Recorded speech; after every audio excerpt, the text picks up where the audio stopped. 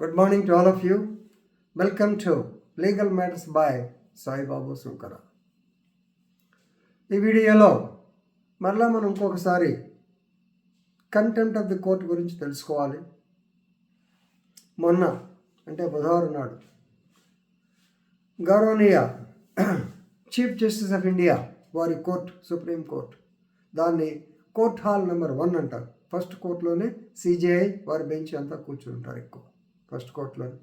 అక్కడ వెళ్ళటమే, మన అప్లికేషన్ తీసుకోవటం, తర్వాత దాని మీద స్టాంప్ వేసుకోవటం, చెక్కింగ్. లక్కీగా ఫస్ట్ ఎంట్రన్సే కోర్ట్ నెంబర్ 1 ఉంటుంది సుప్రీం కోర్టులో. ఆ తర్వాత మిగతా కోర్టులు ఉంటాయి.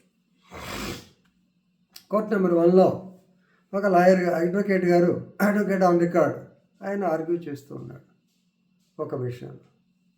ఆర్గ్యూ చేస్తూ హై వాయిస్, పిచ్ అంటే నేను ఇప్పుడు మాట్లాడుతూ ఉన్నాను, ఉండి సడన్గా వాయిస్ రేజ్ చేసి, జడ్జి గారు ఏమయ్యా please lower down the pitch of your voice, ముందు గొంతు తగ్గించండి.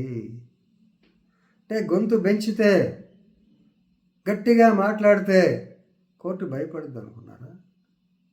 కోర్టు యొక్క decency, decorum, professional ethics, etiquette ఇవన్నీ మెయింటైన్ చేయాల్సిన బాధ్యత మీకు లేదా? యాజ్ అడ్వకేట్ ముందు వాయిస్ తగ్గించండి. నేను గత 23 సంవత్సరాలుగా ఈ యొక్క ప్రొఫెషన్లో ఉన్నాను, అంటే పర్టికులర్లీ జడ్జి దాంట్లో ఉన్నాను. 23 సంవత్సరాలు నా ముందు మీరు ఇట్లా పెద్దగా మాట్లాడితే కరెక్ట్ కాదు. ముందు lower down the pitch of your voice immediately అని ఈయన రైజ్ చేయలేదు. కానీ జడ్జీలు పెద్దవాళ్ళు ఏం చేస్తారు, వాళ్ళ నైస్గా మాట్లాడతారు, వాళ్ళకు ఉన్న కోపాన్ని బయట పెట్టరు. మాట్లాడిన తర్వాత యువర్ ఆనర్ అపాలగైజ్ అన్నాడు. ఆ తర్వాత అడిగాడు, ఏనాయనా నువ్వు ఏ కోర్టులో పనిచేసావు? ఈ కోర్టులో వస్తుంటావా? ఏ కోర్టులో ఇంతకుముందు హైకోర్టుకి వెళ్ళావా? హైకోర్టులో జడ్జీలు కూడా, లేదా కింద కోర్టులో జడ్జీలు కూడా ఇట్లాగే పెద్దగా మాట్లాడి బెదిరించావా? ఇది ఒక నేచరా? ఏమిటి తమాషాగా ఉందా నీకు? నాకు 23 సంవత్సరాల సర్వీస్లో ఏ అడ్వకేట్ కూడా ఇలా మాట్లాడలేదు.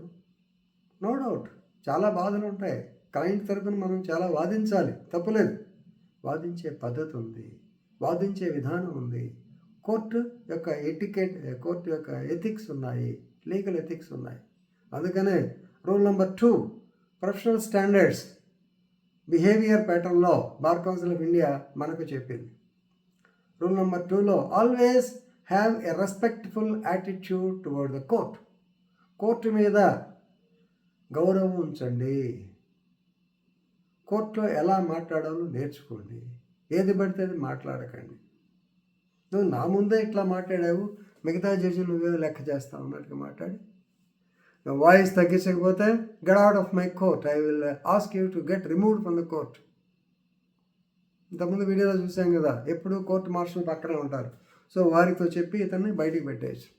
సో మొత్తానికి పరిస్థితి అర్థమైంది. చుట్టుపక్కల లాయర్లు కూడా సైకిల్ చేసేడుతున్నాం. ఐ అపాలగైజ్, పొరపాటు అయిపోయింది అన్నాడు, జరిగిపోయింది. అలాగే గతంలో విక్రమ్ సింగ్ సుప్రీంకోర్టు అడ్వకేట్, ఆయన కూడా ఇలాంటిదే చంద్రచూడ్ గారి యొక్క అసహనానికి, కోపానికి గురైన సంఘటన జరిగింది లాస్ట్ ఇయర్. ఆయన కూడా ఈ సుప్రీంకోర్టు అడ్వకేట్స్ ఛాంబర్స్ కట్టేదానికి ల్యాండ్ గురించి ఎక్విషన్ మీద, ఏంటండి మాకే దిక్కు లేకపోతే ఎట్లా, సుప్రీంకోర్టు లాయర్స్కే లేకపోతే ఎట్లా, అది ఇదని పెద్దగా మాట్లాడితే అతన్ని ముందు బయటికి వెళ్ళవా, ఏం మాట్లాడేది, ఇప్పుడు మాకు తెలియదా ప్రయారిటీస్ ఏమి ఇవ్వాలి ఏంటనేది అని చెప్పి అతను కూడా చేయడం జరిగింది.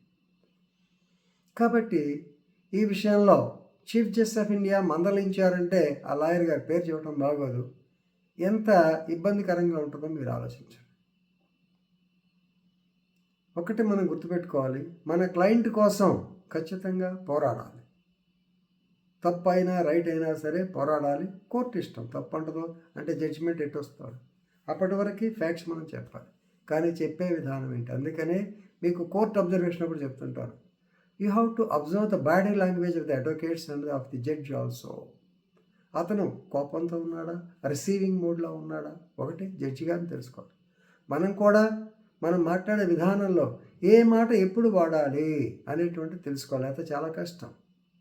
ఎందుకంటే మీ అమ్మగారు ఉన్నారా, అలాగే మీ ఫాదర్స్ వైఫ్ ఉన్నారా, రెండు ఒకటేగా, they convey the same meaning. But రెండో మాట అంటే ఏమంటారు, చెప్పు తీసి కొడతారు. అవునా కదా? సో కాబట్టి గుర్తుపెట్టుకోండి, మాట్లాడే విధానం సరిగ్గా ఉండాలి. దట్టు సర్వోన్నత న్యాయస్థానం, హయ్యెస్ట్ కోర్ట్ ఆఫ్ ఇండియా, దానిలో కూడా court hall number 1 chief justice గారి కోర్టు. దాంట్లో ఎంత జాగ్రత్తగా మాట్లాడాలి, ఎంత హంబుల్గా ఉండాలి, ఎంత నొబిలిటీ చూపించాలి, ఎంత మెగ్నానిటీ చూపించాలి. That chief justice, Harvard product, అతనేమో మామూలుడు కాదు. Chief justice of India doctor DY Chandrachud, he studied in Harvard law college. కానీ దానికన్నా విలువ ఇవ్వాలిగా. లేకుండా ఇట్లా మాట్లాడితే చివరికి పరిస్థితి ఏంటి, get out of my court అనే పరిస్థితికి వస్తుంది. అది తెచ్చుకోకండి యాజ్ అడ్వకేట్స్. ఇంతకుముందు కూడా నందలాల్ బద్వానీ కేసు కూడా చెప్పాను. దానికి అమెరికా కోర్టు, నెవడా కోర్టును ఉదాహరణ చూపించాను. సో ఇట్లా మనము ఏం చేయకూడదో అనేటువంటి నేర్చుకుంటే ఆటోమేటిక్గా ఏం చేయాలో మీకే ఆటోమేటిక్గా అర్థమవుతుంది. కాబట్టి ఈ ప్రొఫెషనల్ ఎథిక్స్ అనేది మేము చెప్పేటప్పుడు జాగ్రత్తగా వినండి, కేస్ లాస్ కూడా ఫాలో కండి. So with this I'm concluding. Thank you very much.